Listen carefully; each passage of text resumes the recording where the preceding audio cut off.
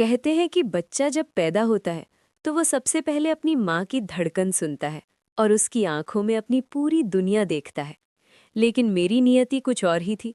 मेरे जीवन की पहली आहट ही मेरी माँ की आखिरी सांस थी। जिस क्षण मैंने इस दुनिया में कदम रखा, उसी क्षण वो दुनिया छोड़कर चली गई। लोग मुझे अभागा कहने लगे और मेरे पिता के लिए मैं केवल एक जीवित बोझ बन गया। उनके लिए मैं वो काल था जिसने उनकी खुशियां छीन ली थीं। पिताजी ने मुझे कभी सीने से नहीं लगाया। उनके लिए मेरा होना न होने के बराबर था। मेरी परवरिश एक जर्जर कमरे के कोने में हुई, जहां धूल की परतों के बीच मेरे बचपन के सपने दम तोड़ते रहे। न कोई खिलौना था, न कोई लाड प्यार करने वाला। मेरी दुनिया बस भूख, प्यास और अकेलेपन के इर्द गिर्द घूमती थी। अक्सर रातों को मैं भूखा सो जाता, ये सोचकर कि क्या कभी कोई होगा जो मेरे सिर पर हाथ फेरेगा। जब मैं लगभग 5-6 साल का था, तब पहली बार मैंने उन्हें महसूस किया। गांव की कड़ाके की सर्दी थी और मुझे तेज बुखार था। पिताजी घर पर नहीं थे। मैं कांप रहा था और मेरी आंखों के सामने अंधेरा छा रहा था। तभी मुझे महसूस हुआ कि किसी ने मेरे माथे पर गीली पट्टी रखी है। एक धुंधली सी आकृति मेरे पास बैठी थी। उसकी आंखों में एक अजीब सी चमक और चेहरे पर ऐसी करुणा थी जिसे शब्दों में बयान नहीं किया जा सकता। मैंने धीमी आवाज में पूछा, आप कौन है? उन्होंने केवल मुस्कुराकर मेरे सिर को अपनी गोद में रख लिया। उनके स्पर्श में ऐसी शांति थी कि मेरा सारा दर्द जैसे हवा हो गया। मैंने उन्हें ताई कहना शुरू कर दिया। ताई गांव की रहने वाली नहीं लगती थी। उनकी वेशभूषा साधारण थी, लेकिन उनकी आवाज में एक रूहानी सुकून था। वे कब आती और कब चली जाती, इसका पता कभी नहीं चलता था। वे दरवाजे से नहीं आती थी, बल्कि तब प्रकट होती थी जब मुझे उनकी सबसे ज्यादा जरूरत होती थी। जैसे जैसे मैं बड़ा हुआ, ताई मेरे जीवन का अटूट हिस्सा बन गई। वो मेरे लिए केवल एक महिला नहीं, बल्कि एक रक्षक थी। एक बार स्कूल से लौटते समय कुछ आवारा लड़कों ने मुझे घेर लिया और मुझे कुएं के पास धकेलने लगे। मैं डर के मारे चिल्लाया। तभी अचानक ताई वहां आ गई। उन्होंने उन लड़कों को छुआ तक नहीं, लेकिन उनकी उपस्थिति मात्र से वे लड़के डर कर भाग खड़े हुए।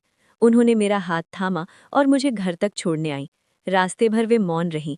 बस उनका हाथ मेरे कंधे पर था, जो मुझे एहसास दिला रहा था कि मैं सुरक्षित हूँ। मैंने कई बार उनसे पूछा, ताई, आप कहाँ रहती हैं? आप मुझे अपने साथ क्यों नहीं ले जाती? मुझे इस घर में डर लगता है। ताई की आंखें हमेशा भर आती थीं।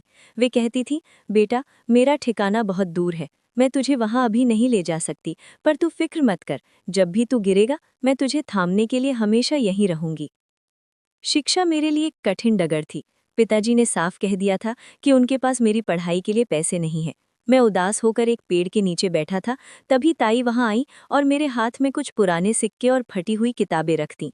उन्होंने कहा, पढ़ाई ही तेरा शस्त्र है बेटा, इसे कभी मत छोड़ना। मैंने दिन में खेतों में काम किया और रात को सड़क की लाइट के नीचे पढ़ाई की। जब भी मेरी हिम्मत जवाब देती, ताई कहीं न कहीं से प्रकट हो जाती। कभी वो मेरे लिए गर्म रोटी लाती, तो कभी मेरे फटे हुए कपड़ों को रात भर में सिल देती। मुझे कभी समझ नहीं आया कि उनके पास पैसे कहाँ से आते हैं या वे खाना कहाँ बनाती हैं। वे मेरे लिए एक पहेली थी, एक ऐसी पहेली जिसे मैं सुलझाना ही नहीं चाहता था, क्योंकि मुझे उनके साये में सुकून मिलता था। वर्षों की कड़ी मेहनत के बाद मुझे शहर की एक बड़ी कंपनी में नौकरी मिल गई। अब मेरे पास एक अच्छा घर था, सुख सुविधाएं थीं। मैंने सोचा कि अब मैं ताई को वो सब दे पाऊंगा जिसकी वे हकदार हैं। मैंने उन्हें शहर आने का न्योता दिया। वे आईं, लेकिन मेरे आलीशान घर में प्रवेश नहीं किया। वे दरवाजे पर ही खड़ी रहीं। मैंने कहा, ताई, अब तो आप मेरे साथ रह सकती हैं। देखिए, अब मैं समर्थ हूँ। ताई ने बड़े प्यार से मेरा चेहरा चूमा और कहा, मेरा काम पूरा हुआ बेटा। तू अब एक वट वृक्ष बन गया है। अब तुझे साये की जरूरत नहीं, बल्कि तू दूसरों को साया देने के काबिल हो गया है।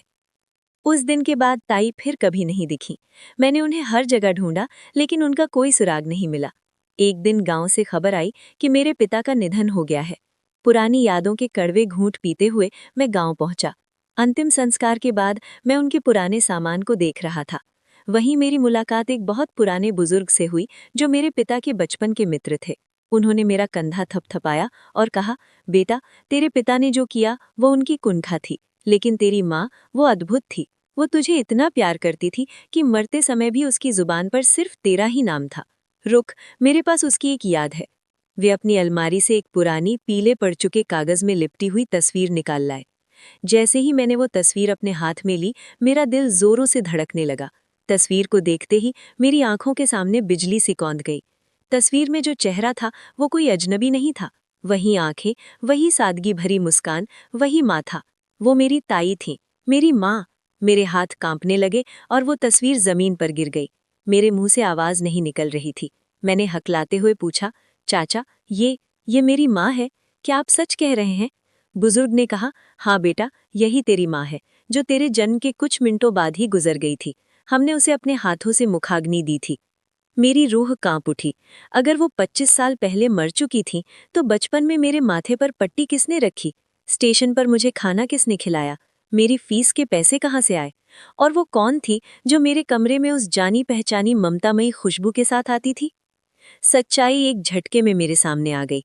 ताई कोई इंसान नहीं थी, वो मेरी माँ की आत्मा थी, जो मृत्यु के बाद भी अपने बच्चे को अनाथ छोड़ने को तैयार नहीं थी।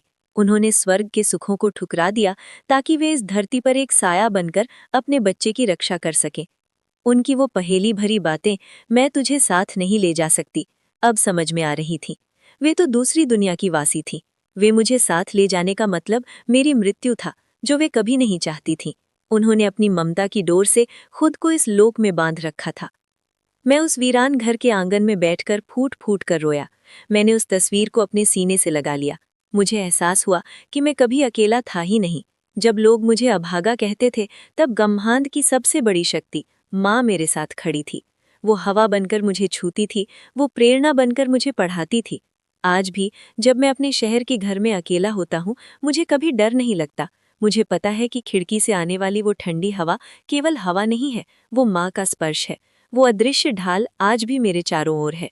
माँ कहीं नहीं जाती, वो बस रूप बदल लेती है, कभी याद बनकर, कभी साया बनकर, तो कभी हमारे भीतर की हिम्मत बनकर।